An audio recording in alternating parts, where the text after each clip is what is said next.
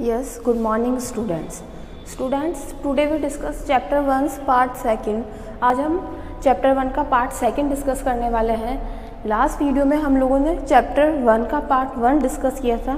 Chapter 1 is diversity. Diversity को हिंदी में बोलते हैं विविधता या विभिन्नता.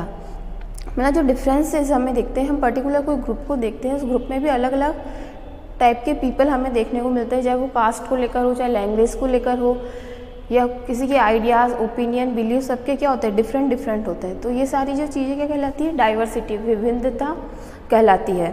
ये पार्ट 2 में हम देखेंगे नीड फॉर डाइवर्सिटी, कि हमें डाइवर्सिटी की नीड क्यों है. नीड फॉर डाइवर्सिटी, कि हमें डाइवर्सिटी की नीड क्यों है. तो यस देखिए, डाइवर्सिटी की नीड इसलिए है क्योंकि अगर हम सब कुछ एक जैसा देखेंगे तो हम क्या हो जाएंगे, बोर हो जाएंगे. अगर सब कुछ चीज़ें सेम है तो क्या हो जाएंगे, बोर हो जाएंगे. हमारी जो लाइफ है वो कलरफुल नहीं रहेगी, इंटरेस्टिंग नहीं रहेगी. यस देखिए, it is necessary to encourage diversity. यहाँ ये बोल रहा है डाइवर्सिटी को इनकरेज करना, मतलब बढ़ाना क्या है, नेसेसरी है, ज़रूरी है. Why do we need diversity in the country. हमें कंट्री के अंदर, हमारे देश के अंदर डाइवर्सिटी की नीड क्यों है, क्यों ज़रूरत है हमें डाइवर्सिटी की. Let us assume for while, यहाँ ये बोल रहा है आप एज्यूम करिए, while that we all are similar, कि अगर सब कुछ क्या हो, सेम हो, सब क्या है, सिमिलर हो. इन आर लुक दिखने में, चाहे लुकिंग वाइज सब क्या हो, जितने भी पीपल है वो क्या हो, सब सेम हो. We live in same manner, हमारे जो रहने का स्टाइल है वो सब सेम हो, कि सब एक ही तरह से रह रहे हैं. या वी थिंक अलाइक, या हम एक जैसा सोच रहे हैं. वी वियर सेम क्लॉथ और कलर ऑफ सेम, हम जो कपड़े पहन रहे हैं वो भी क्या हो, एक जैसे, और उनका कलर भी क्या हो, सेम हो. We react in same manner, हमारा जो किसी चीज़ को लेकर रिएक्शन है या जो हम रिएक्ट करते हैं वो भी क्या हो, सेम हो. While it to be colourful living, no not at all. तो यहाँ ये बोल रहे क्या हम कलरफुल लिविंग रह पाएंगे, क्या हम कलरफुल जीवन यापन कर पाएंगे. जो हमारी जो लाइफ है वो इतनी इंटरेस्टिंग है, जो कलरफुल है, हमें डिफरेंट थिंग्स जो देखने को मिलती है, क्या लाइफ वैसी हो पाएगी. नो नॉट एट ऑल, नहीं, ऐसा नहीं हो पाएगा, ऐसा पॉसिबल नहीं है. तो यहाँ क्या बोल रहा है कि डाइवर्सिटी इसलिए मस्ट है क्योंकि लोग अलग अलग लैंग्वेजेस बोलेंगे, डिफरेंट क्लोथ वो पहनेंगे, डिफरेंट फूड वो लोग ईट करेंगे, उनके आइडियाज़, ओपिनियंस अलग होंगे. तो इसलिए डाइवर्सिटी क्या है, मस्ट, ज़रूरी है. First of all, unity in all respect is not possible due to varying human nature. यहाँ ये बोल रहा है सबसे फर्स्ट अगर हम देखें तो जो यूनिटी है, जो एकता है, वो क्या है, पॉसिबल है जब ह्यूमन का नेचर वेरिंग होगा. डिफरेंट अगर ह्यूमन नेचर होगा तो क्या होगा, यूनिटी पॉसिबल हो पाएगी. लाइक आप एक मैप देख रहे हैं, जो इंडिया का मैप दिया हुआ है, तो किस तरह से वहाँ पीपल्स जो दिखाया गया है कि किस स्टेट में लोग किस टाइप का रिलीजन फॉलो करते हैं, किस टाइप का कॉस्ट्यूम पहनते हैं, वो यहाँ दिखाया गया है. डाइवर्सिटी इन इंडियन कल्चर की किस तरह से इंडियन जो कल्चर है उसमें क्या है, विभिन्नता या विभिन्नता है. यस, फिर नेक्स्ट पेज पर आप लोग देखेंगे, just look at your classmate. यहाँ ये बोल रहा है आप लोग अपने क्लासमेट्स को देखिए. Some of you are always doing good in the class. कुछ जो स्टूडेंट है वो क्या करते हैं, हमेशा अच्छा करते हैं क्लास में.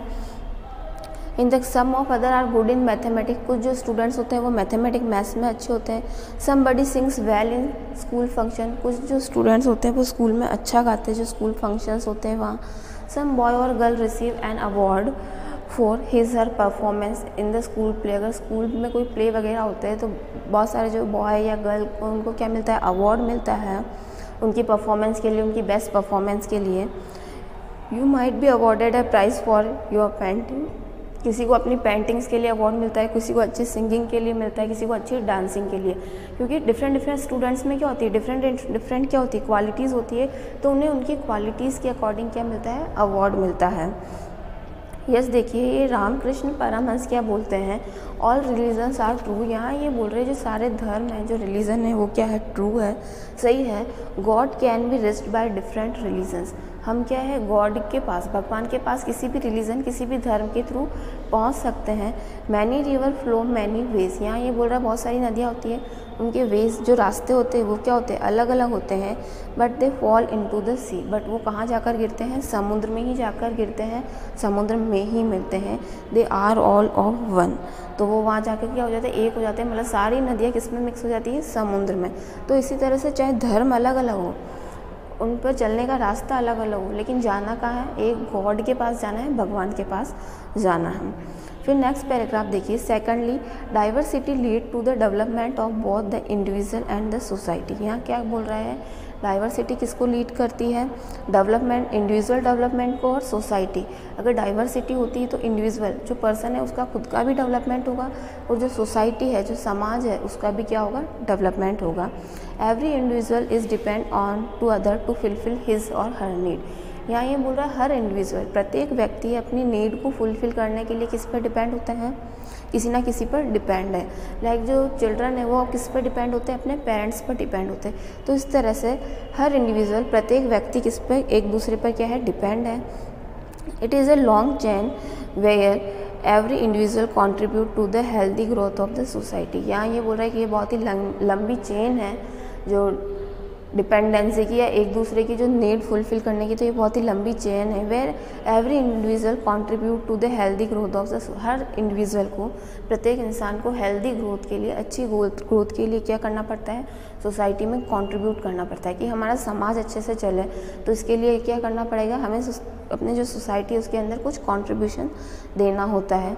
यस, फिर देखिए, you can imagine a school without student, a teacher, a factory without worker और मैनेजर। यहाँ ये बोल रहा है, इमेजिन कीजिए, सोचिए, जो स्कूल है विदाउट स्टूडेंट्स के और विदाउट टीचर्स के, या कोई फैक्ट्री है, वहाँ लेबर नहीं है, वहाँ मैनेजर नहीं है, तो क्या होगा, कैसा लगेगा। Similarly it is possible to construct a house without a mason, carpenter, plumber और इलेक्ट्रिशियन। यहाँ ये बोल रहा है, अगर आपको कोई हाउस कंस्ट्रक्ट करवाना है, कोई घर बनवाना है, तो वो भी आप कैसे बनवाएंगे। जैसे लाइक वहाँ जो मैसन मतलब मिस्त्री है, मकान बनाने वाला, वो नहीं है, इलेक्ट्रिशियन नहीं है, प्लम्बर नहीं है, कारपेंटर नहीं है, तो क्या जो हाउस बिल्ड करना पॉसिबल होगा, हाउस कंस्ट्रक्ट करना पॉसिबल होगा, नहीं होगा। आंसर इज़ नो, तो ये पॉसिबल नहीं है। These varied interests and skills bring people together and make them independent। तो यहाँ ये बोल रहा है, जो इंटरेस्ट है, वेरिएड इंटरेस्ट, मतलब अलग अलग जो इंटरेस्ट है, जो स्किल्स है, वो लोगों को क्या करती है, साथ लेके आती है और उनको क्या बनाती है, इंटरडिपेंडेंट। कि लाइक जैसे हम हाउस कंस्ट्रक्ट करने के लिए किस पर डिपेंड है, मैसन पर, कारपेंटर पर, इलेक्ट्रिशियन पर, प्लम्बर पर, या सभी एक दूसरे, मतलब हम सोसाइटी में देखते हैं ना कि सभी किसी ना किसी पर क्या है, डिपेंडेंट होते हैं। कोई इंडिपेंडेंट वर्क कर ही नहीं सकता है। लाइक हमें क्लॉथ भी चाहिए तो हम गारमेंट की शॉप पर जाते हैं, या जहाँ कपड़े स्टिच होते हैं उस शॉप पर जाते हैं। तो इस तरह से जो सोसाइटी है उसके अंदर सब क्या है, एक दूसरे पर क्या होते हैं, इंटरडिपेंडेंट होते हैं। This process of coming together of people from different background, और ये जो लोग अलग अलग क्या है, बैकग्राउंड से आते हैं, सभी लोग अलग अलग बैकग्राउंड से ये लोग आते हैं और सब एक साथ मिलकर क्या करते हैं, वर्क करते हैं। Faith and experience bring unity in diversity, और उनका जो, हाँ तो यस स्टूडेंट्स देखिए, यहाँ हम बात कर रहे हैं कि सोसाइटी के अंदर क्या है, सब लोग एक दूसरे पर इंटरडिपेंडेंट हैं, वो चाहे अलग अलग बैकग्राउंड से आते हो, लेकिन सब क्या एक यूनिटी, एकता के साथ क्या करते हैं, वर्क करते हैं। फिर देखिए, diversity add colour of life. Diversity क्या करती है, कलर ऐड करती है लाइफ के अंदर। It aids beauty to our culture, और ये हमारे कल्चर में क्या लाती है, ब्यूटी, सुंदरता लाती है। फिर देखिए, India's diversity has been consider as a source for her strength. India की जो डाइवर्सिटी है, इंडिया की जो विविधता है, वो उसे क्या माना जाता है, एक स्ट्रेंथ, ताकत मानी जाती है। कि ये डाइवर्सिटी की वजह से ही कहीं ना कहीं इंडिया में क्या है, यूनिटी है, एकता है। During the time when India was fighting against the British rule, यहाँ ये बोल रहा है जब इंडिया क्या कर रहा था, फाइट कर रहा था, किससे, ब्रिटिश से, अंग्रेज़ों से जब हम लड़ाई कर रहे थे। People from different walk of life United in the struggle for independence day. यहाँ ये बोल रहा है डिफरेंट कल्चर के या बैकग्राउंड के या कास्ट के या रिलीजन के लोग आए थे और सब ने मिलकर एक साथ क्या करा था, इंडिपेंडेंस मतलब स्वतंत्रता के लिए, आज़ादी के लिए क्या किया था, लड़ाई करी थी। फॉर इंडिपेंडेंस, स्वतंत्रता के लिए सभी ने, पूरा कल्चर, पूरा जो हमारी कंट्री है एक यूनाइटेड फॉर्म में हो गई थी और सब ने मिलकर क्या किया था, फाइटिंग करी थी। फिर देखिए, it was a unique show off India's unity, और ये चीज़ इंडिया की एक यूनिक शो को दिखाती है। यूनिक कि सब अलग अलग जगह से, सबका बैकग्राउंड अलग अलग होने के बावजूद भी सब क्या है, एक यूनिटी, यूनाइटेड फॉर्म में होकर सब ने क्या की थी, देश की आज़ादी के लिए लड़ाई लड़ी थी। डाइवर्सिटी, फिर देखिए, British rulers practice the policy of divide and rule. जो ब्रिटिश जो रूलर थे वो कौन सी पॉलिसी फॉलो करते थे, डिवाइड एंड रूल, मतलब उनको बांटो और देन राज करो इनके ऊपर, वो पॉलिसी फॉलो करते थे कि हमें जो इंडियंस हैं उनको क्या करता है, चाहे तो धर्म को लेकर या किसी भी चीज़ को लेकर उनमें क्या करना है, डिवाइडेशन करना है, ताकि हम उन पर क्या कर सके, राज कर सके। लाइक जैसे वो हिंदू और मुस्लिम को लेकर उन्होंने क्या करवाई थी, लड़ाई करवाई थी ब्रिटिश ने, अंग्रेज़ों ने। फिर देखिए, but the unity of our people prove them wrong, but हमारी जो यूनिटी थी, हमारे लोगों की जो यूनिटी थी, उस यूनिटी ने उन लोगों को क्या प्रूव कर दिया, रॉन्ग प्रूव कर दिया, गलत प्रूव कर दिया। फिर देखिए, Mahatma Gandhi lead this struggle, जो महात्मा गांधी थे उन्होंने इस स्ट्रगल को लीड किया था, मतलब वो उसके लीडर थे। इंडिपेंडेंस, भारत को आज़ादी दिलाने के लिए महात्मा गांधी आगे आए थे। Many revolutionary sacrifice their life for their cause, बहुत सारे रिवॉल्यूशनरीज, क्रांतिकारी ने अपने क्या करी थी, कुर्बानी दी थी, उन्होंने अपनी लाइफ सेक्रीफाइस करी थी देश को आज़ाद कराने के लिए, हमारी कंट्री को ब्रिटिश से फ्री करवाने के लिए, अंग्रेज़ों से फ्री करवाने के लिए। शहीद Bhagat Singh, Rajguru, Sukhdev, Ashfaq Khan are among a few such great name, कुछ यहाँ नाम बताए गए हैं। भगत सिंह के, राजगुरु, सुखदेव, इन्होंने क्या किया था, फ्रीडम के लिए फ़ाइट करी थी। They were all from different background but they were united because they were share the same belief. यहाँ ये बोल रहा है वो सब लोग भी जिन्होंने फ्रीडम के लिए फ़ाइट किया था, वो भी अलग अलग बैकग्राउंड से बिलोंग करते थे, अलग अलग जगहों से आए थे, बट उन्होंने यूनाइटेड फॉर्म में होकर क्या किया, देश को फ्री करवाने के लिए उन्होंने फ़ाइट करी थी, वॉर किया था। नेक्स्ट देखिए, आर कॉन्स्टिट्यूशन रिकॉग्नाइज 22 लैंग्वेजेस, हमारे जो कॉन्स्टिट्यूशन में कितनी लैंग्वेजेस को पहचान दी गई है, रिकॉग्नाइज मिली है 22 लैंग्वेज, 22 लैंग्वेजेस को पहचान दी गई है।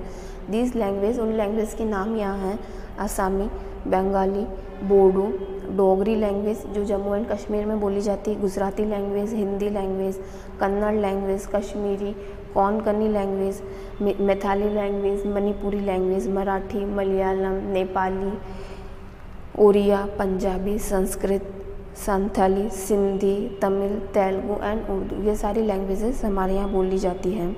Beside these language there are plenty of dialects spoken in our country, यहाँ ये बोल रहा है ये लैंग्वेजेस तो बोली जाती है, इसके अलावा भी कुछ और लैंग्वेजेस भी हमारे कंट्री में बोली जाती है।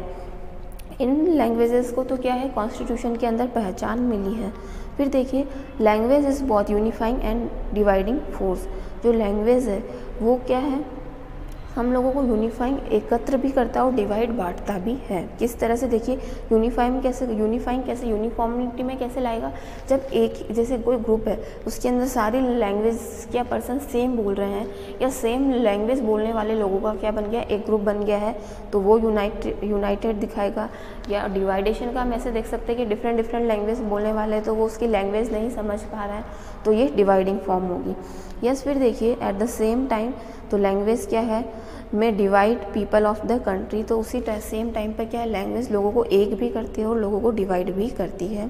We must respect all our national languages, हमारी जो नेशनल लैंग्वेजेस है हमें उनकी क्या करनी चाहिए, रेस्पेक्ट करनी चाहिए, हमें उन लैंग्वेजेस का आदर करना चाहिए। Every language has a vast literature, हर जो लैंग्वेज है ये बोल रहा है उसका वास्ट लिटरेचर होता है, बहुत बड़ा लिटरेचर होता है। Many good novels are translated from one language to another to enable people to read and appreciate them। यहाँ ये बोल रहा है काफ़ी सारी जो नॉवेल्स है उन्हें क्या है, डिफरेंट लैंग्वेजेस में क्या किया गया है, ट्रांसलेट किया गया है, ताकि लोग ज़्यादा से ज़्यादा क्या कर सके, पढ़ सके, समझ सके। This make our Indian literature varied and rich, और यही चीज़ हमारे जो इंडियन लिटरेचर को क्या बनाती है, रिच बनाती है, समृद्ध बनाती है, वेरिएड बनाती है। यस, नेक्स्ट पैराग्राफ पर अब देखेंगे नेक्स्ट हिस्टोरिकल फैक्टर्स। कौन से फैक्टर्स देखेंगे हम लोग, historical factor,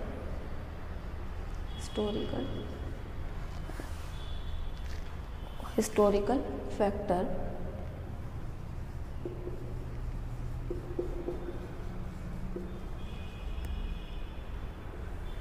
yes, historical factor जो क्या करते हैं, इन्फ्लुएंस करते हैं हमारी डाइवर्सिटी को, हमारी जो देश की विविधता है उसको कौन से हिस्टोरिकल फैक्टर्स इन्फ्लुएंस करते हैं। देखिए, India has trade relation with countries of east and the west from ancient time. India के जो क्या थे, जो हमारे ईस्ट और वेस्ट में जो कंट्रीज़ हैं उनके साथ क्या थे, ट्रेड रिलेशन थे, व्यापारिक संबंध थे, हम उनके साथ बिजनेस करते थे। The Indian merchant sail to foreign land. Indian जो मर्चेंट है, व्यापारी है, वो फॉरेन क्या जाते थे, बिजनेस करने के लिए जाते थे, व्यापार करने के लिए जाते थे।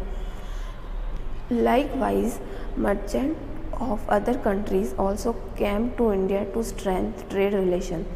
और जो बाहर है, जो फॉरेनर मर्चेंट है, वो भी क्या आते थे, इंडिया आते थे बिजनेस करने के लिए। In the course of invention many kings and nobles from different lands came to India and settled here. यहाँ ये बोल रहा है काफ़ी सारे जो राजा थे या जो नोबल्स, उनके सामंत थे, जो डिफरेंट लैंड से जो इंडिया आते थे, वो यहाँ सेटल हो गए। उन्होंने इंडिया पर आक्रमण किया। जैसे बहुत सारे जो मुग़ल वगैरह थे, अरबीज थे, उन्होंने क्या किया, इंडिया पर अटैक किया और वो यहीं सेटल हो गए। They brought their beliefs, thoughts, culture and tradition with them. और साथ में वो अपना बिलीव्स, अपने खुद के जो आइडियाज़ है या थॉट्स है या जो उनका कल्चर था या उनका जो ट्रेडिशन था, वो अपने साथ लेकर आए थे। तो वो इंडिया में सेटल हो गए थे, तो ऑब्वियसली अपना कल्चर, ट्रेडिशन वो साथ लेके आए थे, तो वो भी क्या हो गए थे, इंडियन कल्चर में मिक्स हो गए थे, उनके जो कल्चर या ट्रेडिशंस थे। Trade and culture relations have existed between India and China from ancient time. यहाँ ये जो बोल रहा है, जो ट्रेड रिलेशन है और जो कल्चरल रिलेशन है, वो क्या है, एग्जिस्ट करते हैं इंडिया और चाइना में फ्रॉम एनिशियंट टाइम। बहुत पुराने टाइम से ही इंडिया और चाइना में क्या है, रिलेशन रहा है। The ruler of China helped Buddhism grow rapidly इन तिब्बत। जो रूलर थे चाइना के, उन्होंने क्या किया था, जो बौद्ध धर्म है उसको तिब्बत में उसको फैलाया था या उसको ग्रो किया था, उसका डेवलपमेंट किया था। Buddhism rich Tibet via Ladakh. जो बुद्धिज्म थे वो तिब्बत कैसे पहुँचे थे, वाया लद्दाख के थ्रू पहुँचे थे। The Arabs also use to visit India's western coast for trade and commerce. इसके अलावा जो अरब थे, अरबी जो लोग थे, वो भी इंडिया आए थे ट्रेड करने के लिए। और कहाँ से आए थे, वो वेस्टर्न कोस्ट से आते थे, मतलब जो पश्चिमी घाट है, हम इंडिया का जो वेस्ट साइड है उस तरफ से वो आते थे।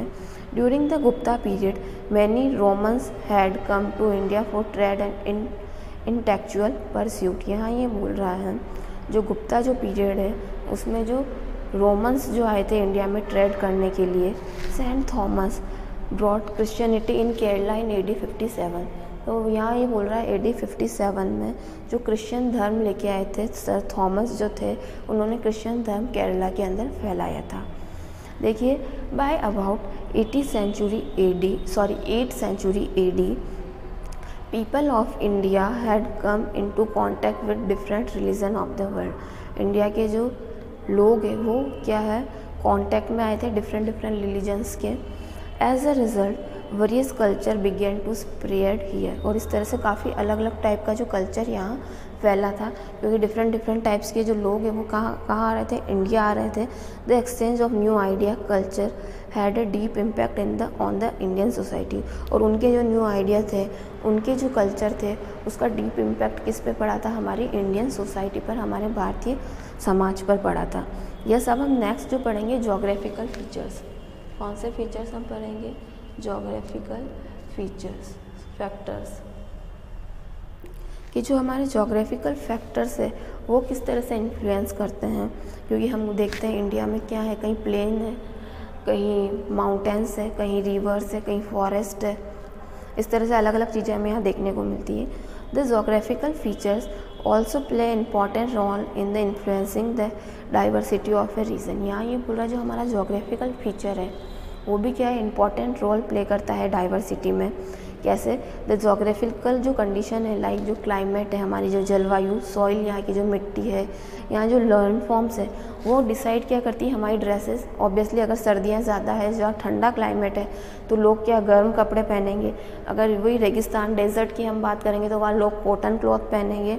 वहाँ की फूड हैबिट्स अलग अलग होती है और कल्चर अलग अलग होता है, कस्टम्स अलग अलग होता है। तो जो क्लाइमेट है वो भी लोगों की फूड हैबिट्स और ड्रेसिंग को डिसाइड करता है, उनकी ऑक्यूपेशन, उनके बिजनेस को डिसाइड करता है। The land and the climate of West Bengal, Bihar, Jharkhand and southern India are good for the cultivation of paddy. तो जो वेस्ट बंगाल है, बिहार है, झारखंड है वहाँ का जो साउथ इंडिया वाला जो पार्ट है, वहाँ जो कल्टीवेशन कृषि के लिए जो लैंड है वो बहुत ही अच्छी है। वहाँ पैडी मतलब अनाज अच्छे से उगा सकते हैं लोग। Therefore most of the foods of this places are prepared from rice. ज़्यादातर जो खाना किससे बनाया जाता है वहाँ पर राइस, चावल का वो लोग खाने में यूज़ करते हैं। फिर देखिए the long sea shore of peninsular India provide abundant fish for South Indian लोग जो फ़िश का भी यूज़ करते हैं। तो वो साउथ में क्या है, सी शोर मतलब लंबा समुद्री तट है, तो लोग वहाँ मछली पालन भी करते हैं और उसी का वो यूज़ करते हैं।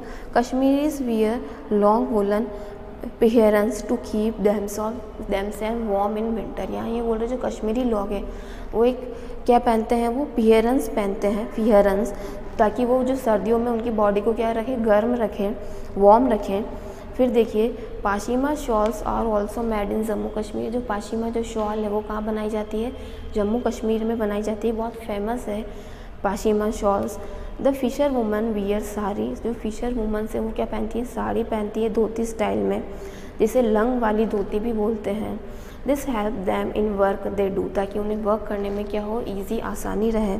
देखिए फिर thus we see that geographical condition of a place have a deep impact on the life style of the people. यहाँ ये बोल रहा है जो जोग्राफिकल कंडीशंस है वो हमारी जो लाइफ पर ग्रेट इम्पैक्ट, बहुत ही प्रभाव डालती है हमारी लाइफस्टाइल।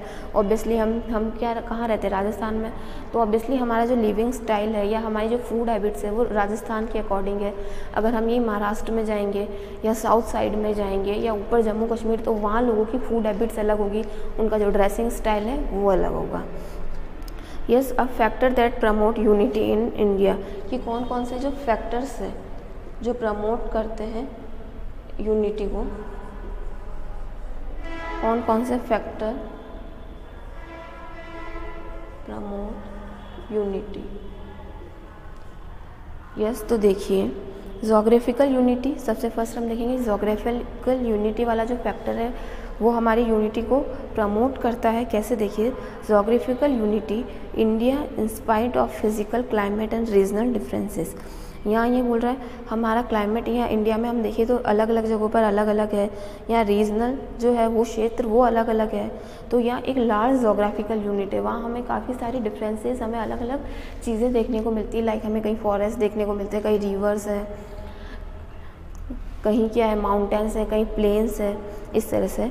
फिर नेक्स्ट देखिए India has continuous history. India की जो हिस्ट्री है वो कंटिन्यूस मतलब कंटिन्यू चल रही है। Our history is not the history of small kingdoms. हमारी जो हिस्ट्री है, इतिहास है, वो सिर्फ स्मॉल किंगडम्स के नहीं बल्कि होल कंट्री, पूरे देश का इतिहास है। ऐसा नहीं कि एक छोटा सा स्टेट है सिर्फ उसी की हिस्ट्री, नहीं, हमारी पूरी कंट्री का इतिहास है। थर्ड देखिए इट हैज़ पॉलिटिकल यूनिटी। इसकी जो यूनिटी है वो पॉलिटिकल है। जैसे मैनी ऑफ रूलर्स, जो अशोका, समुद्रगुप्त, जो रूलर अलाउद्दीन खिलजी या जो मुगल्स आए थे, उन्होंने कंट्रोल कर रखा था हमारा जो इंडिया का नॉर्थ वाला पार्ट है उसे, और दक्कन जो प्लेट्यू है, दक्कन का जो पठार है उसके आसपास के हिस्सों को उन्होंने कंट्रोल किया हुआ था। द ब्रिटिश रूल और होल इंडिया, और जो ब्रिटिश हैं, अंग्रेज़ थे, उन्होंने भी पूरे इंडिया पर क्या किया था, शासन किया था। तो ये कुछ फैक्टर से इन्होंने भी हमारी जो इंडिया की यूनिटी को, इंडिया की एकता को प्रमोट किया था। अब हम कुछ फीचर्स देखेंगे signifying the unity of India, जो इंडिया की यूनिटी को बताते हैं। जैसे हमारा नेशनल फ्लैग हो गया, नेशनल एंथम हो गया, नेशनल सॉन्ग हो गया। देखिए सबसे first our national anthem is a symbol of national unity. हमारा जो नेशनल एंथम है वो किसका सिंबल है, हमारे देश की एकता का। क्योंकि ऑब्वियसली हम पूरी कंट्री इंडिया में नेशनल एंथम क्या है, एक ही है, जो हमारा राष्ट्रगान है जन गण मन, वो हमारा नेशनल एंथम है। उसे रविंद्रनाथ टैगोर ने लिखा था। It is true expression of unity of India. और राष्ट्रगान के अंदर हम देश की एकता के बारे में बताते हैं। नेक्स्ट सेकंड जो पॉइंट है हमारा नेशनल सॉन्ग, हमारा नेशनल सॉन्ग वंदे मातरम है, जो कि किसने लिखा था, बंकिम चंद्र चटर्जी ने। तो वो भी देश की एकता को, कि पूरा देश का नेशनल सॉन्ग ही हमारा क्या है, एक है। थर्ड है आर नेशनल फ्लैग, हमारा देश का हमारा जो राष्ट्रीय ध्वज है, जो तिरंगा जो है ट्राई कलर, उसमें 3 कलर्स है, सैफ्रॉन कलर है, केसरिया कलर, वाइट कलर है और ग्रीन कलर है। जो सैफ्रॉन कलर है वो सबसे टॉप पर होता है, सबसे ऊपर होता है। वो किसे बताता है, सेक्रीफाइस, हमारे त्याग को, कि जो हमारे देश को आज़ाद कराने के लोगों ने क्या सेक्रीफाइस किया है वो बताता है।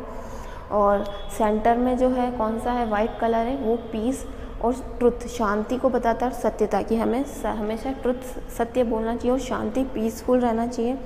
लास्ट बॉटम में जो होता है ग्रीन कलर, वो प्रॉस्पेरिटी, हमारी समृद्धि को बताता है। यस, फिर देखिए द चक्र, जो हमारे तिरंगे के अंदर जो चक्र है वो कहाँ से अडॉप्ट किया गया है, क्या सारनाथ से लिया गया है। यस, फिर देखिए फोर्थ पॉइंट है हमारा जो कॉन्स्टिट्यूशन है, reflect the aspiration of people of India. हमारा जो कॉन्स्टिट्यूशन संविधान कब लागू हुआ था, कब ये फोर्स में आया था, 26 जनवरी 1950 को। It is the basic document according to which our country is govern. ये हमारा एक बेसिक डॉक्यूमेंट है जिसके अकॉर्डिंग हमारी कंट्री क्या करती है, गवर्न, मतलब कॉन्स्टिट्यूशन के अंदर जो रूल और रेगुलेशंस लिखे हुए हैं उसके अकॉर्डिंग हमारी जो कंट्री वर्क करती है, कि सेंट्रल गवर्नमेंट के पास क्या पावर है, स्टेट गवर्नमेंट के पास क्या पावर है। फिफ्थ देखेंगे आप फ्रीडम स्ट्रगल, हमारा जो फ्रीडम स्ट्रगल है वो प्रमोट करता है स्पिरिट ऑफ कॉमन ब्रदरहुड, भाईचारे को बताता है। Hindus, Muslim, Sikh, Christian and people of all communities were united in their dislike of British Raj. जो हमने फ्रीडम के लिए, आज़ादी के लिए जो स्ट्रगल किया था उसमें लोग किसी भी धर्म के थे, किसी भी रिलीजन, चाहे वो हिंदू थे, मुस्लिम थे, क्रिश्चियन थे, सिख थे, सब ने मिलकर पार्टिसिपेट किया था देश की आज़ादी के लिए। और सब क्या करते थे, हेट करते थे या डिसलाइक करते थे ब्रिटिश, अंग्रेज़ों को।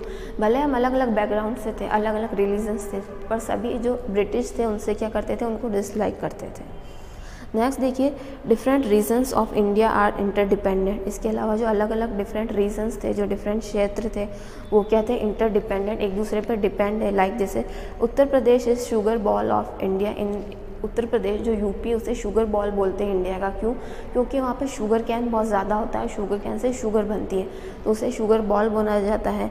महाराष्ट्र में कॉटन ज़्यादा होती है, वेस्ट बंगाल में जूट ज़्यादा होती है। तो इस तरह से जो वन स्टेट अनदर स्टेट पर क्या है, डिपेंडेंट है। सारे इंडिया कंट्री के अंदर जो स्टेट है वो सभी क्या है, एक दूसरे पर इंटरडिपेंडेंट है, कि कहीं ये प्रोडक्शन ज़्यादा अच्छा होता है, कहीं इस चीज़ का प्रोडक्शन अच्छा होता है, तो वो क्या करते हैं, एक्सचेंज करते हैं।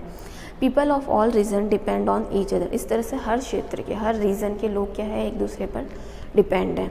7 पॉइंट देखिए, there is underlying culture unity in beings of people. यहाँ इसके अलावा जो कल्चर है वो यूनिटी प्रोवाइड कराता है। आर रिलीजियस बुक, जो हमारी धार्मिक बुक्स हैं, आर स्केर्ड रिवर्स, हमारी जो नदियाँ हैं, हमारे जो टेम्पल है, मॉस्क्यूज, मस्जिद जो है, जो चर्च है, जो गुरुद्वारा है, उसके क्या है, सभी रेस्पेक्ट करते हैं, चाहे वो किसी भी धर्म का हो, लेकिन वो चाहे मस्जिद हो, मंदिर हो, उसकी क्या सभी लोग रेस्पेक्ट करते हैं। जो हमारी धार्मिक बुक्स हैं उनकी सभी रेस्पेक्ट करते हैं। Admire greatly by us all, और उनको सभी एडमायर करते हैं। Yes, now chapter is over. Chapter complete हो गया है, पार्ट 2 कंप्लीट हो गया है। एक्सरसाइज आप देखेंगे, सबसे फर्स्ट MCQs। तो पोंगल कहाँ सेलिब्रेट किया जाता है, तमिलनाडु में। मॉस्क्यू क्या है, तो मुस्लिम्स प्लेस ऑफ वर्शिप, जहाँ लोग, मुस्लिम जो पीपल है वो लोग वर्शिप, प्रार्थना करने के लिए जाते हैं। हमारा जो आर कॉन्स्टिट्यूशन रिकॉग्नाइज, हमारे कॉन्स्टिट्यूशन में कितनी लैंग्वेजेस रिकॉग्नाइज हुई है, तो 22 लैंग्वेजेस हुई है। 4 देखिए आर नेशनल सॉन्ग, हमारा नेशनल सॉन्ग किसने लिखा था, तो बंकिम चंद्र चटर्जी ने लिखा था। फिर Christianity was introduce in India. India के अंदर जो क्रिश्चियन धर्म है वो केरला में किसने फैलाया था, तो सेंट थॉमस ने फैलाया था। ट्रू और फॉल्स आप लोग देखेंगे। Unity in diversity means that people of different faith, custom and opinion live as one. तो ट्रू है, ये हमारे क्या है, यूनिटी इन डाइवर्सिटी है, अलग अलग डिफरेंट कस्टम्स के, बिलीव्स के लोग हमारे यहाँ रहते हैं इंडिया में एक साथ मिलजुल कर, एकता के साथ। India is land of festivals, तो ट्रू है, ऑब्वियसली हम बहुत सारे डिफरेंट टाइप के फेस्टिवल्स हम लोग सेलिब्रेट करते हैं। थर्ड देखिए, Hindi is the only national language, क्या हिंदी ही नेशनल लैंग्वेज है, तो ये फॉल्स है। फोर्थ आप देखेंगे, British practice the policy of divide and rule. British कौन सी policy, divide and rule policy follow करना चाहते हैं, तो ट्रू है। Keralites eat wheat and major, क्या केरला में सबसे ज़्यादा वीट यूज़ किया जाता है फूड के अंदर, तो फॉल्स है ये। फिर 6th है, geographical condition do not affect the lifestyle of the people. जो जोग्राफिकल कंडीशन है क्या वो लोगों की लाइफस्टाइल को अफेक्ट नहीं करती है, तो फॉल्स है, वो अफेक्ट करती है। यस, मैच द कॉलम आप लोग देखेंगे। बैसाखी कहाँ बनाया जाता है, पंजाब में। बिहू जो है वो कहाँ पर होता है, आसाम में। पीपल ऑफ रूरल इंडिया, तो उसका है एग्रीकल्चर और डेयरी प्रोडक्ट, यही उनका वर्क होता है। जो तिब्बत है वो क्या है, तो बुद्धिज्म, बौद्ध धर्म वहाँ फैला था। कन्नड़ जो लैंग्वेज है वो कर्नाटका में बोली जाती है और तमिल जो लैंग्वेज है तमिलनाडु में बोली जाती है। Yes, now chapter is complete, exercise is complete. Have a nice day, thank you.